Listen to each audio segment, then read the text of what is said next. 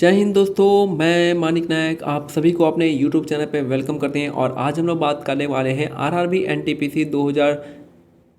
NTPC paper analysis जो 7 अगस्त को तीनों शिफ्ट हुए, तीनों शिफ्ट के 100+ क्वेश्चन को हम यहाँ पे डिस्कस करेंगे। तो धैर्य से वीडियो देखिएगा क्योंकि वीडियो थोड़ा सा बड़ा हो सकता है। और आपको पता ही है कि टीसीएस का एक पैटर्न होता है, जो भी क्वेश्चन पहले शिफ्ट में पूछता है वो आगे के शिफ्ट में रिपीट करता है। तो मैक्सिमम क्वेश्चन यहाँ से आगे आने वाले एग्जाम में रिपीट करेंगे। तो चलिए स्टार्ट करते हैं पहले क्वेश्चन से। पहला क्वेश्चन है आपका फर्स्ट शिफ्ट के पेपर देखेंगे। पहला 38वां राष्ट्रीय खेल कहाँ पर आयोजन किया जाएगा। जो भारत में 38वां राष्ट्रीय खेल होने वाला है वो आपका कहाँ पे आयोजन किया जाएगा, तो उत्तराखंड इसका करेक्ट आंसर हो जाएगा। तो कहाँ पे आयोजन होगा आपका 38वां राष्ट्रीय खेल का आयोजन होगा आपका उत्तराखंड में होगा। उत्तराखंड इसका करेक्ट आंसर हो जाएगा। कब से कब तक होगा आपका 28 से 14 फरवरी के बीच में होगा, हो चुका है। और गेस्ट जो थे इसमें अमित शाह बनाए गए थे, शुभंकर इसका मौली था। और टैगलाइन जो था आपका संकल्प से शिखर तक इसका टैगलाइन दिया हुआ था। तो याद रखिएगा 38वां जो आपका राष्ट्रीय खेल कहाँ पे, उत्तराखंड में 28 से 14 फरवरी। गेस्ट जो थे आपके अमित शाह थे, शुभंकर मौली था। और टैगलाइन जो था आपका संकल्प से शिखर तक था।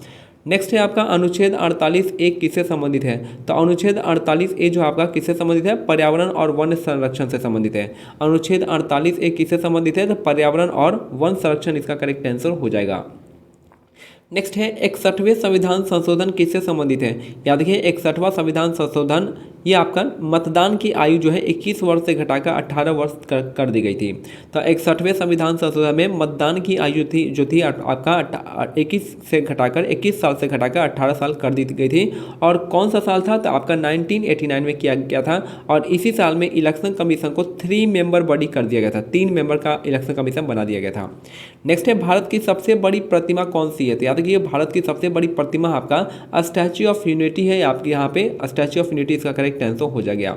ठीक है, गुजरात के केवड़िया में स्थित है आपका statue of unity, Sardar Vallabh भाई पटेल की यूनिटी स्टैच्यू है। नेक्स्ट है भारत का कौन सा राज्य अपनी चाय के लिए सबसे अधिक प्रसिद्ध है। तो चाय के लिए सबसे फेमस कौन है आपका, याद रखिए असम इसका करेक्ट आंसर हो जाएगा। तो भारत का कौन सा राज्य अपनी चाय के लिए सबसे प्रसिद्ध है, तो असम आपका राज्य पूछेगा तो असम हो जाएगा। डिस्ट्रिक्ट पूछेगा तो दार्जिलिंग की चाय हो जाएगा। नेक्स्ट है डिटर्जेंट पाउडर में किस अम्ल का प्रयोग किया जाता है। तो डिटर्जेंट पाउडर में आपका सल्फेनिक एसिड का यूज करते हैं। तो डिटर्जेंट पाउडर में किस अम्ल का प्रयोग करते हैं, तो सल्फोनिक एसिड इसका करेक्ट आंसर हो जाएगा। और डिटर्जेंट पाउडर में क्या होता है आपका, ये आपका हार्ड वाटर के साथ भी आपका खारे पानी के साथ भी लेथ बना लेता है। खारे पानी के साथ भी आपका ये लेथ जो है झाग बना देता है। नेक्स्ट है आपका यहाँ पे भारत और देखिए यहाँ पे भारत और अमेरिका के बीच संयुक्त अभ्यास युद्ध अभ्यास, यह नाम है आपका युद्ध अभ्यास में अमेरिकी सेना की टुकड़ी का क्या नाम था। उसके टुकड़ी का नाम क्या था, यहाँ पे जो नाम है आपका 11 एयरबोर्न डिवीजन हो जाएगा। याद रखिए भारत और अमेरिका के बीच संयुक्त अभ्यास यानी युद्ध अभ्यास जो आपका अमेरिकी सेना की टुकड़ी का नाम था 11 एयरबोर्न डिवीजन हो जाएगा। नेक्स्ट है what is Sangam literature. Sangam literature क्या है, संगम लिटरेचर आपका संगम साहित्य तमिल भाषा में रचित प्राचीन साहित्य संग्रह है। यानी संगम लिटरेचर क्या है, साहित्य संग्रह है। किस भाषा में, तो आपका तमिल भाषा में। ऑप्शन यहाँ पे तमिल जो आपका रहेगा, संगम साहित्य तमिल भाषा में रचित प्राचीन साहित्य संग्रह है, तो संगम लिटरेचर। और संगम याद रखिएगा 3 संगम हुआ है आपका तमिलनाडु में पांडे के कार्यकाल में। भीमबेटका की गुफाएं किस राज्य में स्थित है, तो भीमबेटका की गुफाएं जो आपका मध्य प्रदेश में है। भीमबेटका की गुफाएं जो आपका किस राज्य में है, तो मध्य प्रदेश राज्य में भीमबेटका के गुफाएं हैं। और ये इसको 2003 में आपका यूनेस्को का साइट घोषित किया गया था। भीमबेटका की गुफाओं को 2003 में यूनेस्को साइट घोषित किया गया था, याद रखिएगा। नेक्स्ट है हाल ही में आरबीआई के नेता डिप्टी गवर्नर आरबीआई के न्यू डिप्टी गवर्नर जो है आपका किसे बनाया गया है, तो पूनम गुप्ता इसका करेक्ट आंसर हो जाएगा। तो आरबीआई के डिप्टी गवर्नर कौन बनाया गया है, तो पूनम गुप्ता इसका करेक्ट आंसर हो जाएंगी। और आरबीआई के अभी फिलहाल 26वें गवर्नर कौन है, तो संजय मल्होत्रा है। तो अभी पूछेगा आरबीआई के 26वें गवर्नर कौन है, संजय मल्होत्रा तो नहीं पूछेगा, लेकिन ये पूछेगा कि संजय मल्होत्रा जो कितने नंबर के गवर्नर है, तो 26वें नंबर के गवर्नर है, ये पूछेगा। तो याद रखिएगा 26 नंबर के हैं। और हाल ही में जो आपका डिप्टी गवर्नर बनाई गई है पूनम गुप्ता को। नेक्स्ट है आपका किस राज्य ने आर्टिफिशियल इंटेलिजेंस से संबंधित योजना स्टार्ट की है। तो एआई से संबंधित योजना स्टार्ट किया है आपका तेलंगाना सरकार ने। क्या नाम है उसका, तो Telangana state artificial intelligence mission, यानी TM हो जाएगा TM। तो Telangana state artificial intelligence mission इसका करेक्ट आंसर हो जाएगा TM। नेक्स्ट है राज्य का सबसे बड़ा विधि अधिकारी कौन होता है, यानी सबसे बड़ा लॉ ऑफिसर कौन होता है, तो आपका राज्य का पूछ रहा है। राज्य का पूछेगा तो एडवोकेट जनरल। आर्टिकल कौन सा है, आर्टिकल 165 हो जाएगा। आर्टिकल जो है 165 हो जाएगा, 165 आपका एडवोकेट जनरल का आर्टिकल है। और अगर सेंटर की बात करेंगे, यूनियन की बात करेंगे, तो ये हो जाएगा आपका अटॉर्नी जनरल, आर्टिकल 76 हो जाएगा। तो याद रखिएगा कि राज्य का सबसे बड़ा विधि अधिकारी होता है आपका एडवोकेट जनरल, और जो आपका यूनियन का होता है आपका अटॉर्नी जनरल। नेक्स्ट है कांस फिल्म समारोह में मुख्य अवार्ड क्या दिया जाता है, कौन नहीं, यहाँ पे कांस है। कांस फिल्म फेयर में, कांस फिल्म अवार्ड में जो है सबसे मुख्य अवार्ड जो होता है पाल्मे डी ओर का अवार्ड होता है। तो कांस फिल्म फेस्टिवल में सबसे इंपॉर्टेंट जो अवार्ड होता है आपका पाल्म डी ओर अवार्ड होता है। भारत में पूर्वी हिमालय का नाम क्या है, तो पूर्वांचल कहते हैं। भारत में पूर्वी हिमालय का नाम क्या है, पूर्वांचल, इसका करेक्ट आंसर हो जाएगा। और अगर पूछेगा ईस्टर्न मोस्ट माउंटेन कौन सा है, तो आपका नामचा बरवा इसका करेक्ट आंसर हो जाएगा, नामचा बरवा। नेक्स्ट है 2024-25 में इंग्लैंड में भारत से आए एफडीआई का प्रतिशत हिस्सा कितना था, तो याद रखिएगा 2024-25 में इंग्लैंड से भारत में आए एफडीआई का प्रतिशत हिस्सा कितना था, तो 1% था। 1% मतलब 795 मिलियन $, था, जो कि आपका 1% का होता है। टोटल कितना आया था, टोटल एफडीआई आया था आपका 81.04 बिलियन $, आया था, जहाँ पे सिंगापुर से 30% आया था, मॉरिशस से 17% आया था, और यूएसए से 11% आएगा। हालांकि अभी फिलहाल आपको यूएसए से काफ़ी इंपॉर्टेंट आपको याद करना है, क्योंकि यूएसए आपका काफ़ी न्यूज में है, पूछ सकता है कि यूएसए से कितना आया था, 11% का एफडीआई आया हुआ है, मॉरिशस 17, सिंगापुर 30%, टोटल 81.04 बिलियन $, आया था।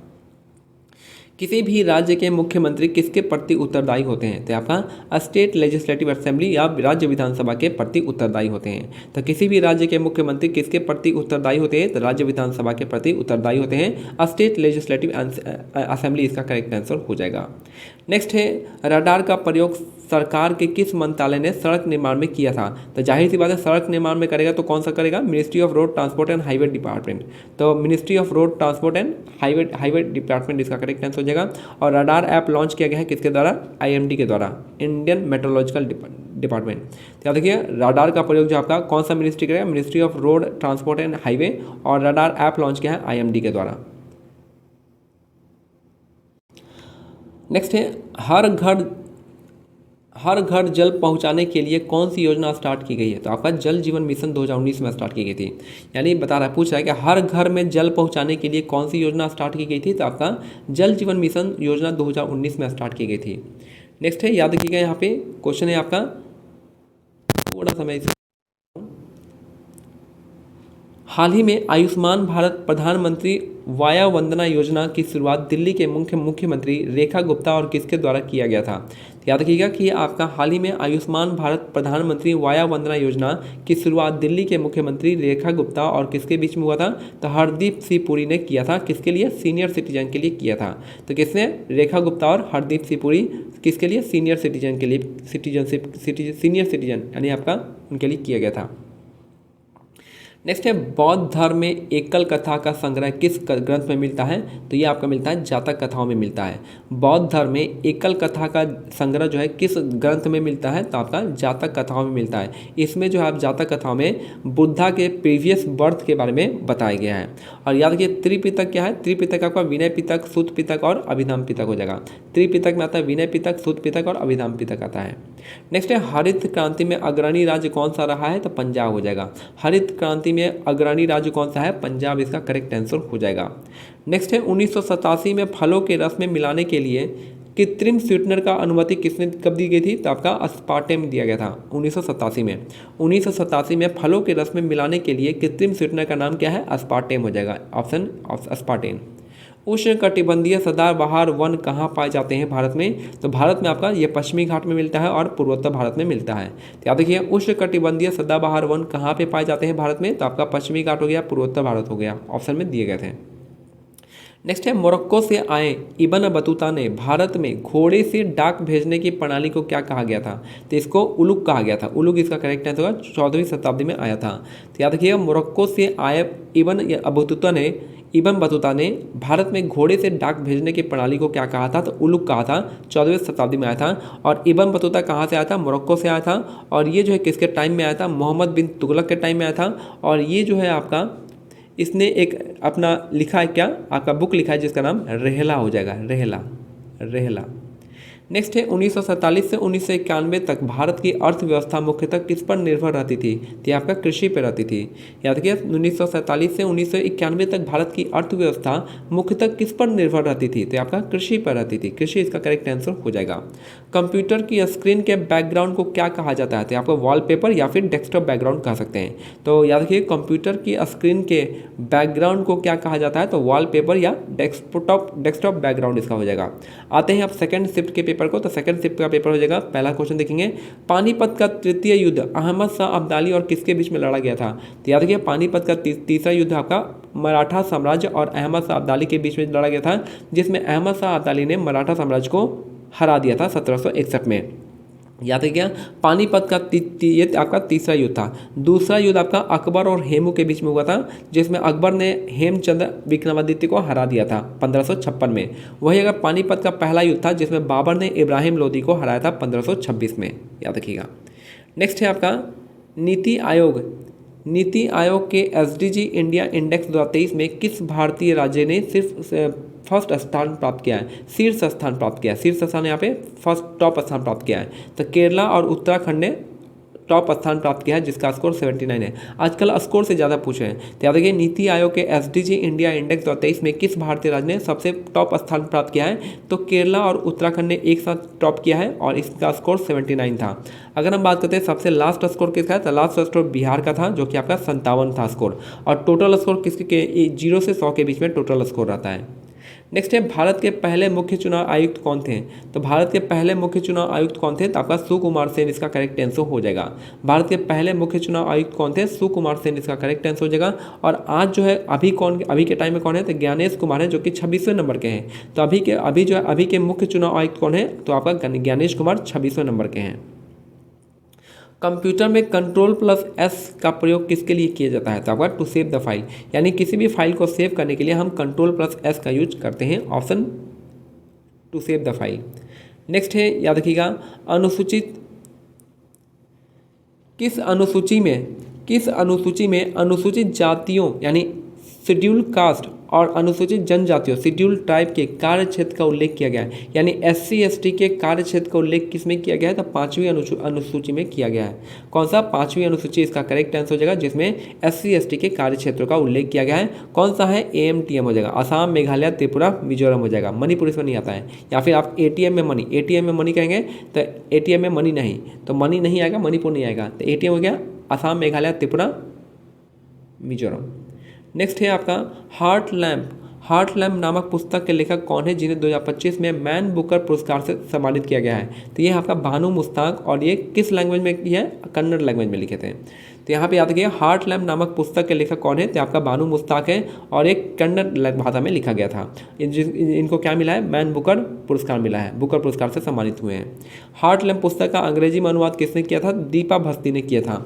हार्ट लैम्प पुस्तक का अंग्रेजी में अनुवाद किसने किया था? दीपा भस्ती इसका करेक्ट आंसर हो जाएंगी। नेक्स्ट है 1919 के अधिनियम के तहत भारतीयों को कौन सा विशेष विषय स्थानांतरित कर दिया गया था? यानी भारतीयों को जो आपका एजुकेशन और लोकल सेल्फ गवर्नमेंट ही आपका स्थानांतरित कर दिया था। तो 1919 के अधिनियम के तहत भारतीयों को कौन सा विषय स्थानांतरित किया गया था? तो आपका एजुकेशन और लोकल सेल्फ गवर्नमेंट।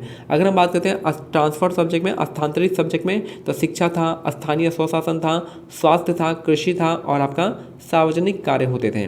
लेकिन वहीं अगर रिजर्व सब्जेक्ट की बात करें तो लॉ एंड ऑर्डर था, इरिगेशन था, फाइनेंस था, और आपका जो एक्सटर्नल अफेयर था वो सब था, और आपका मिलिट्री कमांडेंट ये सब था। 16 कुल की नीति किस मुगल बादशाह ने अपनाई थी? तो आपका बादशाह कौन था? आपका अकबर था। याद रखिएगा 16 कुल की नीति जो है किस मुगल बादशाह ने अपनाई थी? तो ये हो जाएगा अकबर ने अपनाया था। नेक्स्ट है आपका संपर्क विधि यानी कॉन्टैक्ट प्रोसेस के थ्रू कौन सा अम्ल तैयार किया जाता है? तो H2SO4 किया जाता है। संपर्क विधि यानी कॉन्टैक्ट प्रोसेस के द्वारा कौन सा अम्ल तैयार किया जाता है? कौन सा एसिड तैयार होता है? तो आपका H2SO4 तैयार किया जाता है। नेक्स्ट है जागर नृत्य भारत किस भारतीय राज्य में किया जाता है, मनाया जाता है? तो आपका उत्तराखंड इसका करेक्ट आंसर हो जाएगा। जागर नृत्य किस भारतीय राज्य में किया जाता है? तो उत्तराखंड इसका करेक्ट आंसर हो जाएगा। नेक्स्ट है 1913 में बनाई गई भारत की पहली फीचर फिल्म कौन सी थी? तो आपका राजा हरिश्चंद्र की थी, जिसकी कौन बनाया था? तो दादा साहब फाल्के बनाए थे। तो याद रखिएगा, दादा साहेब फाल्के ने राजा हरिश्चंद्र मूवी 1913 में बनाई थी, जो एक तरह का मूक था, यानी बिना बोलने वाला था। अब पहला बोलने वाला बोलती फिल्म कौन सी थी? आलम आरा 1931 में थी। याद रखिए, भारत 1913 में बनाई गई भारत की पहली फीचर फिल्म, जो कि आपका बिना बोलने वाली थी। इसमें कोई बोलचाल नहीं था, आवाज़ नहीं था, बिना आवाज़ की मूवी थी आपका राजा हरिश्चंद्र, जो कि आपका दादा साहेब फाल्के ने बनाया था। भारत की पहली बोलती हुई फिल्म थी आलम आरा, 1931 में बनाई गई थी। नेक्स्ट क्वेश्चन देखिए, यहाँ पे छोटा कर देता हूँ। नेक्स्ट है, किस देश ने घोषणा की है कि सिर्फ उन पर्वतारोहियों को एवरेस्ट पर चढ़ने की अनुमति दी जाएगी जिन्होंने पहले 7000 मीटर से ऊपर किसी पर्वत पर चढ़ाई की है? तो ये है आपका, किसने किया? नेपाल इसका करेक्ट आंसर हो जाएगा। तो हाल ही में किस देश ने घोषणा की है कि सिर्फ उन पर्वतारोहियों को एवरेस्ट पर चढ़ने की अनुमति दी जाएगी जिन्होंने पहले 7000 मीटर से ऊपर की किसी पर्वत पर चढ़ाई की है? नेपाल में। तो नेपाल इसका करेक्ट आंसर हो जाएगा। और जो आपका नाम है आपका उसका बिल का, तो आपका इंटीग्रेटेड टूरिज्म बिल हो जाएगा, इंटीग्रेटेड टूरिज्म बिल हो जाएगा। नेक्स्ट है, 78वीं कांस फिल्म महोत्सव में तन्वी द ग्रेट फिल्म के निर्देशक कौन है? तो आपका अनुपम खेर है। 78वीं कांस फिल्म फेस्टिवल में महोत्सव में तन्वी द ग्रेट फिल्म जो है आपको उसके निर्देशक हैं आपके अनुपम खेर हो जाएंगे। नेक्स्ट है, केंद्र सरकार को कानून बनाने का अधिकार किस सूची में दिया गया है? तो आपका यूनियन लिस्ट में दिया गया है। आपको पता ही होगा 3 लिस्ट है आपका, तो केंद्र सरकार को कानून बनाने का अधिकार किस लिस्ट में दिया गया है, किस सूची में दिया गया है? तो आपका यूनियन लिस्ट में दिया गया है, यूनियन सूची में दिया गया है। और कौन सा अनुसूची है? तो 7वीं अनुसूची है। 7वीं अनुसूची में आपका यूनियन लिस्ट है, फिर आपका स्टेट लिस्ट है और आपका कॉन्करेंट लिस्ट है। यूनियन लिस्ट में यूनियन यानी आपका केंद्र सरकार कानून बनाएगा, संसद कानून बनाएगा। स्टेट लिस्ट में आपका स्टेट गवर्नमेंट कानून बनाएंगे, और जो कॉन्करेंट लिस्ट है आपका समवर्ती सूची है, उसमें दोनों ही सेंटर और स्टेट दोनों ही आपका लॉ बनाएगा। बाकी जो लॉ किसी भी इन तीनों में कवर नहीं किया गया वो आपका रेसोडेरी सब्जेक्ट में आता है, और ये जो आपका रेसोडेरी पावर जो आपका, ये भी आपका पार्लियामेंट को दिया गया है। नेक्स्ट है आपका यहाँ पे अगोड़ा किला, जो पुर्तगालियों के शासनकाल के दौरान बनाया गया था, किस राज्य में स्थित है? तो यह आपका 1612 में बनाया गया था, गोवा में स्थित है। याद रखिएगा, जो अगोड़ा किला जो है आपका पुर्तगालियों के शासनकाल के दौरान बनाया गया था वह किस राज्य में स्थित है? तो आपका गोवा में है, और इसको 1612 में बनाया गया था, 1612 में। नेक्स्ट है, भारत के किस पड़ोसी देश में नए साल की शुरुआत के समय भारत पर हमला किया था? तो पाकिस्तान ने भारत पर हमला किया था। तो भारत के किस पड़ोसी देश में नए साल की शुरुआत के समय भारत पर हमला किया था? तो पाकिस्तान ने हमला किया था। नेक्स्ट है, हाल ही में किस देश ने भारत के साथ आर्टिलरी डील साइन किया है? तो आपका आर्मेनिया हो जाएगा। हाल ही में भारत के साथ किस देश ने भारत के साथ आर्टिलरी डील किया है? तो आपका आर्मेनिया ने आर्टिलरी डील किया है। नेक्स्ट है, यूएनईसीई के तहत यूएनईसीई के सतत विकास का क्षेत्रीय परिषद 2025 में किस शहर में आयोजित किया गया है? तो आपका जेनेवा स्विट्जरलैंड में किया गया था। तो यूएनईसीई के सतत विकास का क्षेत्रीय परिषद 2025 में किस शहर में आयोजित किया गया था? तो जेनेवा के स्विट्जरलैंड में किया गया था। मलेरिया जो है किसके द्वारा होता है? तो प्लाज्मोडियम प्रोटोजोआ के कारण होता है, और ये फीमेल मॉस्किटो के कारण से होता है, फीमेल एनोफिलिस मॉस्किटो के काटने से होता है, जिसमें मलेरिया में आरबीसी की कमी हो जाती है, आरबीसी की कमी होती है, याद रखिएगा, मलेरिया में आरबीसी अफेक्ट होता है। नेक्स्ट है, डीआरडीओ द्वारा कौन सा मिसाइल प्रणाली सिस्टम विकसित किया गया है जिसका इस्तेमाल ऑपरेशन सिंदूर के दौरान किया गया था? तो ब्रह्मोस इसका करेक्ट आंसर हो जाएगा। तो डीआरडीओ के द्वारा कौन सी मिसाइल प्रणाली सिस्टम थी जिसका इस्तेमाल ऑपरेशन सिंदूर के दौरान किया गया था? तो ब्रह्मोस इसका करेक्ट आंसर हो जाएगा। जम्मू कश्मीर में किस देश के घुसपैठियों को रोकने के लिए अभियान चलाया गया था? तो पाकिस्तान हो जाएगा। जम्मू कश्मीर में किस देश के घुसपैठियों को रोकने के लिए अभियान चलाया गया था? तो पाकिस्तान। नेक्स्ट है, बहुआयामी गरीबी सूचकांक में निम्न में से किसे शामिल नहीं किया जाता है? तो याद रखिएगा, आय की दृष्टि से शामिल नहीं करते बल्कि हेल्थ करते हैं, एजुकेशन करते हैं और लिविंग स्टैंडर्ड करते हैं। तो बहुआयामी गरीबी सूचकांक में निम्नलिखित में से किसे शामिल नहीं करते हैं? तो आय को शामिल नहीं करते, बाकी हेल्थ को करते हैं, एजुकेशन को करते हैं और लिविंग स्टैंडर्ड को करते हैं। नेक्स्ट है आपका, हाल ही में ब्रह्मोस मिसाइल का परीक्षण किस शहर में किया गया है? तो आपका लखनऊ में ब्रह्मोस की इकाई बनाई जाएगी कहाँ पे? लखनऊ में। हाल ही में ब्रह्मोस मिसाइल का परीक्षण जो है किस शहर में किया गया है? यानी ब्रह्मोस यूनिट का आपका परीक्षण रखा गया आपका लखनऊ में बनाया गया है, ब्रह्मोस यूनिट का रखा गया है लखनऊ में। 2025 में भारत और यूएई की वायुसेना ने किस सैन्य अभ्यास में भाग लिया है? तो एक्सरसाइज डेजर्ट फ्लैग 10 में भाग लिया है। तो 2025 में भारत और यूएई की वायुसेना ने किस सैन्य अभ्यास में भाग लिया है? तो डेजर्ट फ्लैग 10 में भाग लिया है। नेक्स्ट है उल गुलान विद्रोह को किस विद्रोह के नाम से जाना जाता है? तो बिरसा मुंडा का विद्रोह के नाम से जानते हैं। उल गुलान विद्रोह को किस विद्रोह के नाम से जानते हैं? तो बिरसा मुंडा के विद्रोह के नाम से जानते हैं, याद रखिएगा। कहाँ पे हुआ था? झारखंड में हुआ था। नेक्स्ट है पंबन बंदरगाह किस राज्य में है? तो पंबन बंदरगाह तमिलनाडु राज्य में है। पंबन बंदरगाह किस राज्य में है? तमिलनाडु में है। कहाँ पे? रामेश्वरम स्थित में, रामेश्वरम में है। नेक्स्ट है दक्षिण भारत में जो वर्षा होती है वह निम्न में से किससे होती है? तो आपका नॉर्थ ईस्ट मानसून से होती है। दक्षिण भारत में जो वर्षा होती है वह किससे होती है? तो नॉर्थ ईस्ट मानसून से होती है, याद रखना है। नेक्स्ट है आपका स्वतंत्रता प्राप्ति के बाद भारत को किस क्षेत्र में सबसे अधिक कमी का सामना करना पड़ा था? तो भोजन का, फूड का।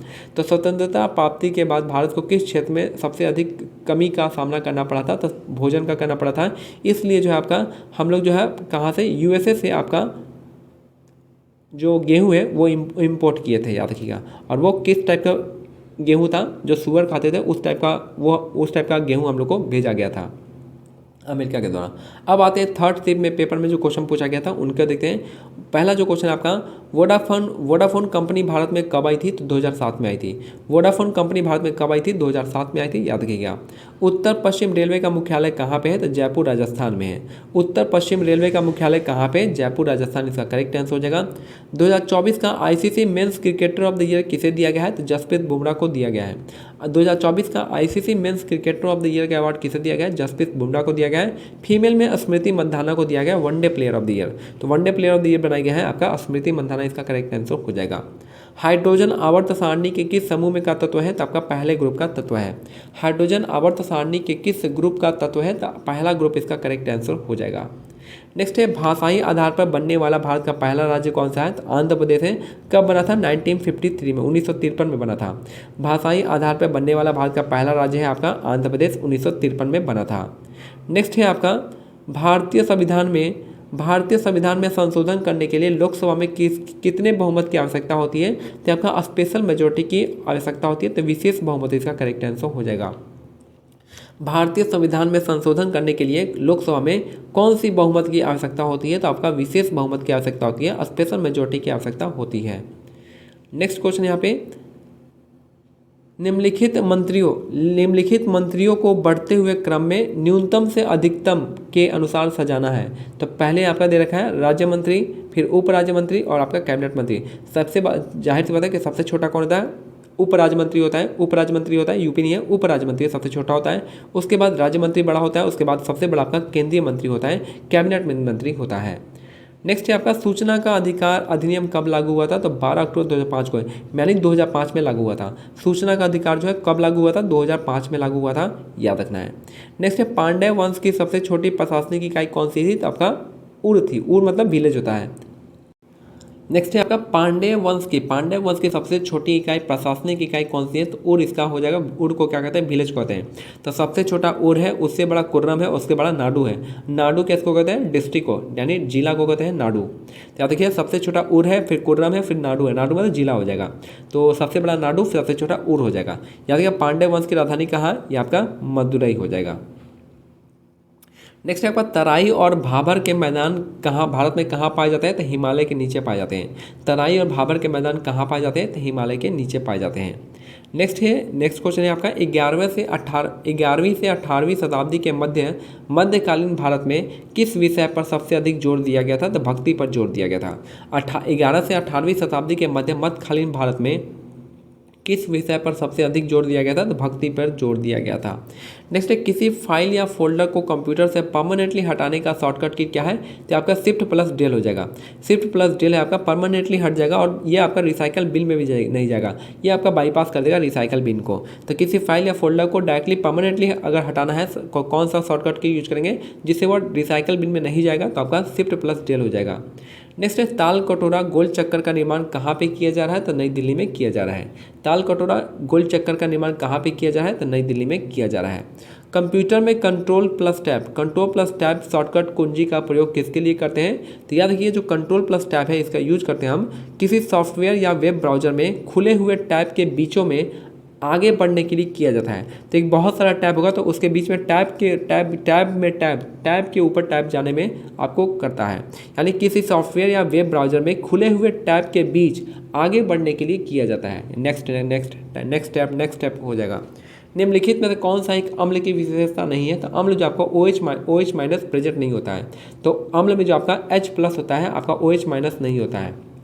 तो अम्ल में क्या नहीं होता है? तो OH माइनस नहीं होता है। OH माइनस आपका बेस में प्रेजेंट होता है, बेस में।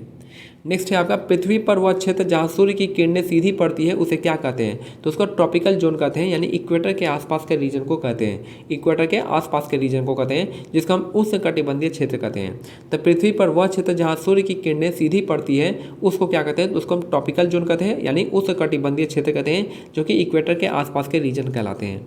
नेक्स्ट है न्यायमूर्ति बेला त्रिवेदी ने किस विषय पर एक आदेश जारी किया था? तो पॉस्को एक्ट के लिए जारी किया था। तो न्यायमूर्ति बेला त्रिवेदी ने किस विषय पर एक आदेश पारित किया था? तो ये था आपका पॉस्को एक्ट के तहत दिया था। पॉस्को एक्ट कब आया था? 2012 में आया था। Protection of children from sexual offence act इसका फुल फॉर्म है, जो कि 2012 में आया था। Protection of children from sexual offence act. NH6 national highway 6 वर्तमान में पूर्वोत्तर भारत के किन किन राज्यों को जोड़ता है? तो ये आपका मेघालय और असम को जोड़ता है। NH6 नेशनल हाईवे 6 जो आपका वर्तमान में पूर्वोत्तर भारत के किन किन राज्यों को जोड़ता है? मेघालय और असम को जोड़ता है। नेक्स्ट है सूर्य घर बिजली योजना में सबसे अधिक इंस्टॉलेशन किस राज्य में किया गया है? तो गुजरात में किया गया है। PM सूर्य घर मुफ्त बिजली योजना जो है आपका, उसमें सबसे ज़्यादा इंस्टॉलेशन कहाँ पे किया गया है? तो गुजरात में किया गया है। नारायण गुरु एक सामाजिक सुधारक थे, वह किस राज्य से संबंधित थे? तो केरल से। याद रखिए, नारायण गुरु एक समाज सुधारक थे जिनका संबंध था केरल से। नेक्स्ट है 13 और 14 मार्च को कौन सा प्रमुख पर्व मनाया जाता है? तो होली इसका करेक्ट आंसर है। मार्च में क्या मनाते हैं? होली मनाते हैं। तो 13 और 14 मार्च को कौन सा प्रमुख पर्व मनाते हैं? होली हो जाएगा। समुद्र की गहराई मापने के लिए निम्नलिखित में से कौन सा उपकरण संबंधित है? तो एक तो सोनार होता है, दूसरा फैथोमीटर होता है। फैथोमीटर और सोनार दोनों का यूज हम किस में मापते हैं? समुद्र की गहराई को मापने के लिए करते हैं। सोनार का हो जाएगा साउंड नेविगेशन एंड रेंजिंग हो जाएगा। समुद्र की गहराई मापने के लिए निम्नलिखित में से कौन सा उपकरण मापते हैं? तो सोनार इसका करेक्ट आंसर हो जाएगा। प्रधानमंत्री ग्राम सड़क योजना किस वर्ष शुरू की गई थी? तो दिसंबर 2000 में स्टार्ट की गई थी, यानी 25 दिसंबर 2000 को स्टार्ट की गई थी। प्रधानमंत्री ग्राम सड़क योजना किस वर्ष शुरू की गई थी? तो 25 दिसंबर 2000 को शुरू की गई थी। नेक्स्ट है नोफिल हाइड्रो इलेक्ट्रिक पावर प्लांट किस राज्य में है? तो आपका अरुणाचल प्रदेश में है। नोफिल हाइड्रो इलेक्ट्रिक पावर प्लांट किस राज्य में है? तो अरुणाचल प्रदेश में है, याद रखना है। 2025 में भारत का 100% साक्षरता प्राप्त करने वाला पहला राज्य कौन बना था? तो आपका मिजोरम बना था। 2025 में भारत का 100% साक्षरता प्राप्त करने वाला पहला राज्य कौन था? मिजोरम हो जाएगा। नेक्स्ट है आपका विनिवेश। विनिवेश का अर्थ क्या होता है? विनिवेश वह होता है जहां पे सरकार द्वारा किसी सार्वजनिक क्षेत्र की कंपनी में अपनी हिस्सेदारी को पूरी तरीके से या फिर आंशिक रूप से बेच देता है, तो उसको हम विनिवेश कहते हैं, डिसइन्वेस्टमेंट कहते हैं। यानी सरकार द्वारा किसी सार्वजनिक क्षेत्र की कंपनी में अपनी हिस्सेदारी को पूरी तरीके से या आंशिक रूप से बेच देना। जैसे कि LIC में आपका गवर्नमेंट ऑफ इंडिया ने 10% शेयर बेच दिया था, तो उसको डिसइन्वेस्टमेंट कह सकते हैं। पूरा नहीं बेचा था 10% बेचा था, आंशिक रूप से बेचा था। वर्ष 2024 में दिव्यांगजनों के लिए अपनी आजीविका परियोजना के लिए सामाजिक न्याय एवं अधिकारिता मंत्रालय भारत सरकार द्वारा किस कंपनी को राष्ट्रीय पुरस्कार दिया गया था? तो जोमेटो को दिया गया था। तो याद रखिए, वर्ष 2024 में दिव्यांगजनों के लिए अपनी आजीविका परियोजना के लिए सामाजिक न्याय एवं अधिकारिता मंत्रालय भारत सरकार द्वारा किस कंपनी को राष्ट्रीय पुरस्कार मिला था? तो जोमेटो हो जाएगा। नेक्स्ट है सिविल कोर्ट और अधीनस्थ कोर्ट जो होते हैं किसके अधीन होते हैं? तो हाई कोर्ट के अधीन होते हैं। सिविल कोर्ट और अधीनस्थ कोर्ट किसके अधीन होते हैं? तो हाई कोर्ट के अधीन होते हैं, याद रखिएगा। भारत में AI ड्राइविंग माइनिंग नीलामी सबसे पहले किस राज्य में शुरू की गई थी? तो गोवा में। भारत में आर्टिफिशियल इंटेलिजेंस ड्राइविंग माइनिंग जो आपका नीलामी सबसे पहले किस राज्य में स्टार्ट की गई थी? तो गोवा इसका करेक्ट आंसर हो जाएगा। नेक्स्ट है 2015 में हिमाचल प्रदेश के किस पारंपरिक नृत्य को सबसे अधिक लोगों द्वारा एक साथ प्रदर्शन करने के कारण गिनीज वर्ल्ड ऑफ रिकॉर्ड में शामिल किया गया था? तो आपका नाट्य नृत्य इसका करेक्ट आंसर हो जाएगा। 2015 में हिमाचल प्रदेश के किस पारंपरिक नृत्य को सबसे अधिक लोगों द्वारा एक साथ प्रदर्शन करने के कारण गिनीज वर्ल्ड रिकॉर्ड में शामिल किया गया था? तो नाट्य नृत्य इसका करेक्ट आंसर हो जाएगा। नाट्य नृत्य कहाँ है? हिमाचल प्रदेश का है। भारत का नया वित्त सचिव किसे नियुक्त किया गया है? तो अजय सेठ को नियुक्त किया गया है। भारत का नया वित्त सचिव किसे नियुक्त किया गया है? तो वित्त सचिव बने हैं अभी अजय सेठ, इसका करेक्ट आंसर हो जाएगा। नेक्स्ट है भूटान का वह भाग भूटान का भाग, देखिए भूटान का वह कौन सा भाग है जो भूटान का नहीं है। तो भूटान का वह कौन सा भाग है जो भूटान में नहीं है, तो याद रखिएगा इसमें जो आपका नॉर्दर्न भूटान जो आपका भूटान में नहीं है, भूटान का वह भाग जो भूटान में नहीं है वो आपका नॉर्दर्न भूटान नहीं है। बाकी आपका पश्चिमी भूटान है, मध्य और पूर्वी भूटान है और दक्षिणी भूटान है। आपका नॉर्थर्न भूटान जो आपका नहीं है। कौन सा भूटान नहीं है, तो आपका जो नॉर्दर्न भूटान है या भूटान में नहीं है, बाकी पश्चिमी भूटान है, मध्य और पूर्वी भूटान है और दक्षिणी भूटान है। तो ये आपका क्वेश्चन, तो ये हमारे जो है लगभग जो है 100 क्वेश्चन के आसपास क्वेश्चन है जो कि आपका आज का 7 तारीख के तीनों शिफ्ट को मिला के पेपर हो गए। तो मिलते हैं अगले वीडियो में, तब तक के लिए जय हिंद जय भारत, धन्यवाद।